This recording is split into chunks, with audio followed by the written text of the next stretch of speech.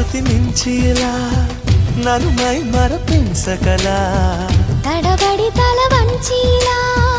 తలపును అని చేస్తే ఎలా మరే చెయ్యనే నీతో ఎలా వేగనే నన్ను దాటి వెళ్ళలేవు నిన్ను నువ్వు దాచలేవు ఏమి చెయ్యనయ్యో రామా